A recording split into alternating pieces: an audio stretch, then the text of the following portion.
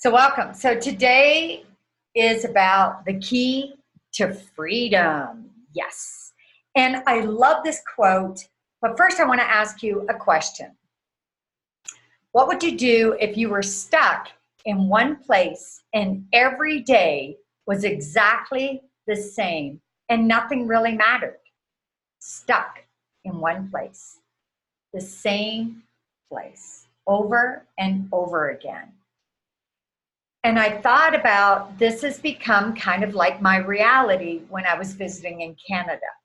But first, I want to share a quote from how Ernest sees this. When he talks about freedom, he says, "We believe the ultimate goal of life, the ultimate goal, is to have freedom from all discord of every nature in our lives." So free from discord of any nature. When I was thinking about different stories to tie in with this, I thought about Groundhog Day. Has everybody seen the movie Groundhog Day? Yes, show of hands, a little flash there, yay, okay. So this is like a useless fact, but Bill Murray, who is the actor in this and plays the role of Phil, who is a weatherman, gets stuck repeating February 2nd, which is Groundhog Day, which is when the groundhog pops its head up and says the shadow, and whether that shadow pops up or not decides whether or not winter is going to be longer or shorter. So this whole thing around Groundhog Day got me thinking about how we get stuck in a loop, which stops us from our freedom.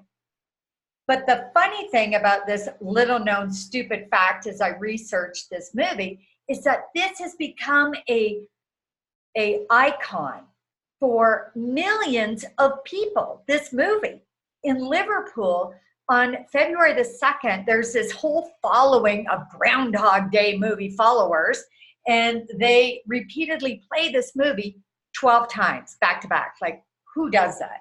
And then there's a place where it was filmed. It brings thousands in, and it's this great big event. Then the place where the original writer actually took the idea of Groundhog Day, that is like a whole town event and has been for years. And why, I thought, would that even be?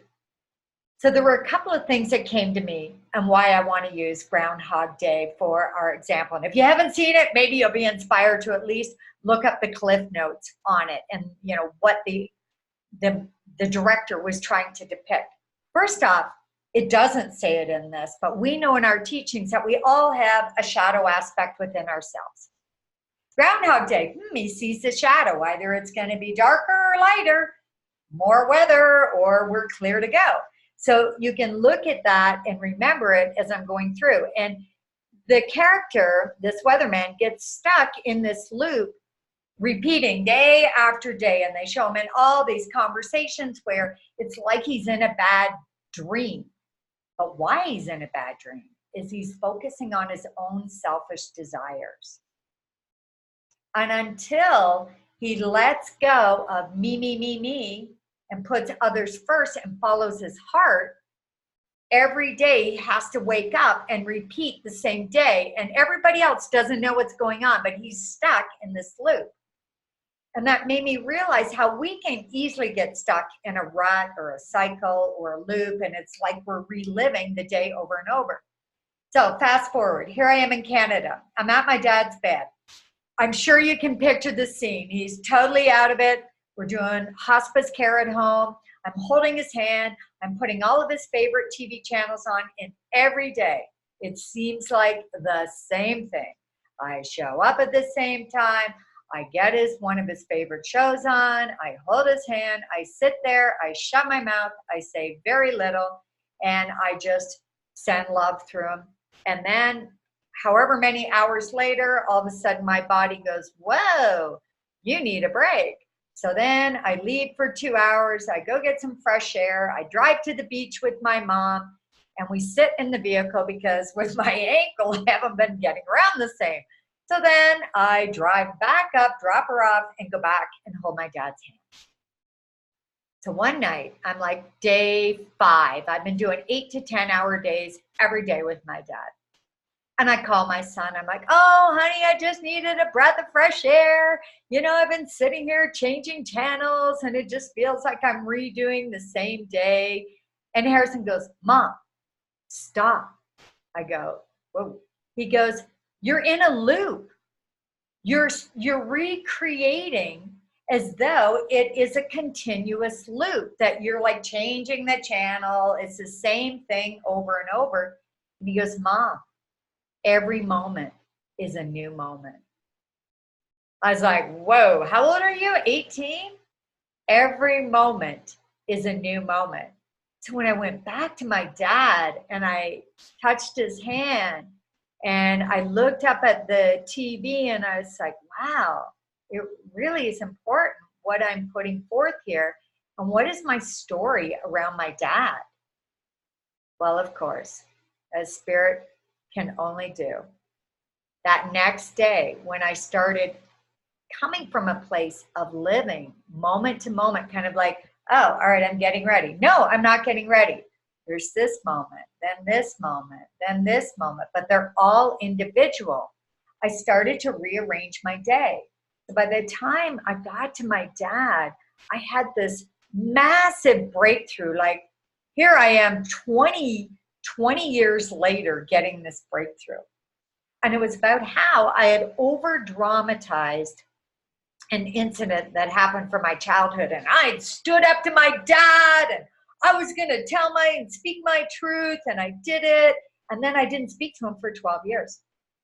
And so he didn't really see my kids as they were young growing up. And I realized how I'd been influenced by others around me and how I'd over dramatized it. And that day, all I could do was cry. Oh my gosh, I lost this time. What was I thinking? And so then I got caught in the story of sadness that I had done this. So I actually sat there and apologized to him and to my stepmother. And she was just like dumbfounded that here I am speaking up about it. And then I realized the emotionality that I had attached to this story was actually a lot of it coming from my mother's emotionality and bitterness that she had held on to about not letting go of my dad. And because he's on his deathbed, everybody's wanting to get there to kind of make amends, whether they're conscious of it or not. So that got me to realize, and why today I wanted to focus on doing a closing where I saw and I had this massive epiphany about you cannot be free if you're stuck in a loop with your old story, wondering why you haven't created this freedom in whatever area of your life it hasn't quite opened for you. Yet spirit's always there, so we know it can be instantaneous. So I thought, today, I want to bring this forth. And even though you might not even like to meditate, even though you may hate to be guided, let that part go and see if you can stay in the moment. Because what I saw is I did 3 things to get out of my loop. First, that I mentioned, was my son got me focusing on this idea of moment to moment, rather than thinking, like, even when I did my exercises, I went, okay, I'm down to this leg, now I'm over to this leg. I'm not over here, over here, over here. I'm one at a time. And because now my ankle's healing, I can only do little steps. So because of this slowdown, and because of the slowdown from around my dad, I saw the importance of moment to moment. So that was my first thing. So we're going to do that in this meditation. The second one was that I started focusing instead on pictures. So, you know, everybody knows Mary Morrissey says that we all think in pictures, and we've heard that for years and years. And when I started to focus on pictures of others rather than just like the movie where the actor Phil is self-centered, like, I want this in my life, I want these clients, I want this job. Instead, I focused on how could I be an unconditional loving being, showing up as God, and seeing for the other people their pictures. So if it was employment then, or if it was one of my clients, I would see them coming together, greater love in their life, not writing a contract, buying a house, doing a sale. I saw it from the perspective of open-hearted, just like it made the transition in Groundhog Day for Phil. Then I realized, okay, so the second one I saw in pictures when I meditated. So this is not to say, there's several different ways, since I'm studying yoga and Andis work right now, where we can meditate. When you blank your mind out, that is a method to create an empty vessel for God to speak through. However, the next level of that is focusing on the beloved, not being empty, but being focused on the beloved, immersed as the beloved, versus this is a whole other way of meditation where you're seeing in pictures. So it doesn't mean one or the other, it means all. So just so I'm super clear on that. And today is another aspect again, because as I'm deepening in these rich studies and these lessons that our Yogananda has available, I realize that they talk about 6 levels of physically, mentally, and emotionally letting go, voluntary and involuntary. So that opened me again to realizing that then there's a third aspect that I did in order to have this massive epiphany. And that was around, it's not the story that we say we get caught in. It's the emotion attached to the story. So it's not the story. The story's happened. It's already done. It's over. It's the emotionality you attached to the story. So that is what we're going to focus on today, is this emotional release in order to connect and be free. This thing that Earnest Home is saying, freedom from all discord. Well, the only way you can be free is a feeling of peace, of ease, of grace. And that opens everything. But in order to get peace, ease, and grace, you have to let go of the emotions that have been harbored from old stories. And once I did this, it just showed up in everything. I saw this pattern around my mom and food, and now she doesn't share openly. And I was like, wow, that's like really interesting. And then I saw when I got home around my daughter and my son, and I saw hang-ups. I had just like my whole world opened and expanded because I did those 3 things. So that's what I want to do in this meditation. So those 3 truths, one more time, the key to freedom that I saw. And then to make it even more obvious, because the universe is always God sending us signs. I go to leave this morning to go to get my ankle worked on. And Harrison, my son, is parked. I can't get out. So I have to run and get keys. The whole thing this is focused on, the keys to freedom. So know all those little signs are there. And the day after that I got back from Canada and I opened up and I talked to all my family about all my revelations, my ankle all of a sudden moved and freed up. So we physically hold this stuff in our body, these emotions. So that's what I want to do by this meditation and create it. So those 3, first one was moment to moment. Second one was that we think in pictures. Third one is this aspect of truly allowing yourself to step into this place of power, emotion, where you dissolve this ball of energy that's somewhere in your body. So that's what we're going to do now. Okay. And the whole purpose of this is so that you get out of any loop that you have been in and you feel freer as a result of doing this. So we're going to breathe in different parts of our body. And the most important part of that is that we're going to breathe where most people store the emotions, which is in the belly. But first, we're going to free up just above the belly where our rib cage comes down. Okay. So if you can take for me, please, 3 deep breaths into the area right where the rib cage starts to go down the top, the transverse colon runs straight across there. So 3 deep breaths.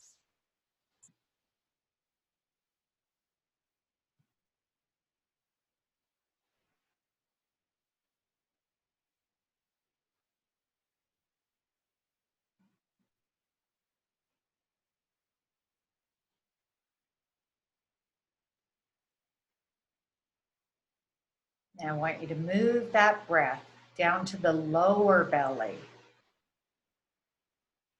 And I want you to expand it back to your sacrum. That part right at the very base where your hips and down. Just breathe into that area too.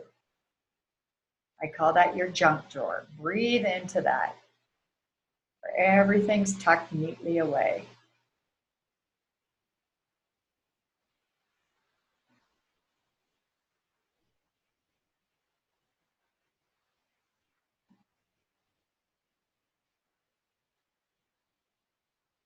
Now I'd like you to come back up and breathe into your heart. Just 2 breaths.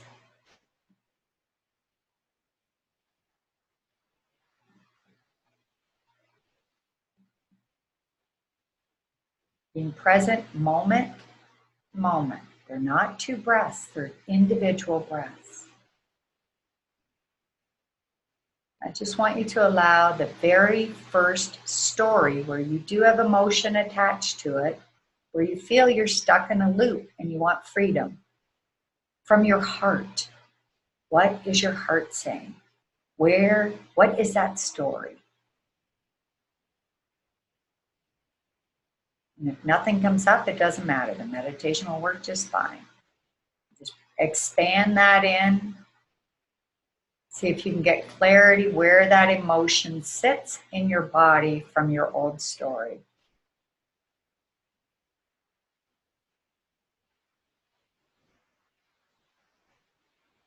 I just want you to gracefully go back to the belly area, just below the belly button, and breathe in a light, pure color, translucent color. Maybe it's a very beautiful light blue, or maybe it's a soft salmon or a soft pink, something translucent. Maybe it's like a quartz crystal or a rose crystal. Really beautiful, translucent color. I want you to fill that whole belly bowl.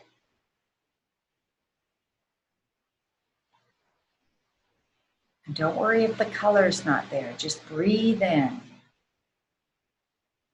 And if it's that beautiful clear blue like the ocean, breathe it now into your entire body.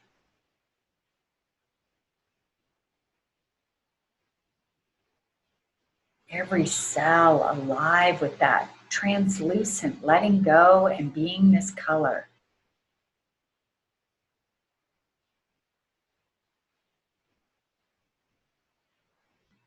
Now, so you could expand that and you were in a floating in that color, expand it to the whole room.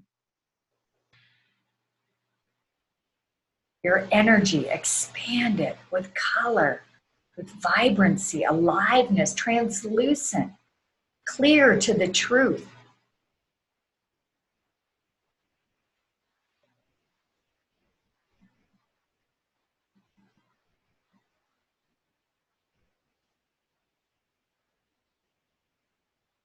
Now I'd like you to just be as though you could melt into that translucent color. See if you can just be that.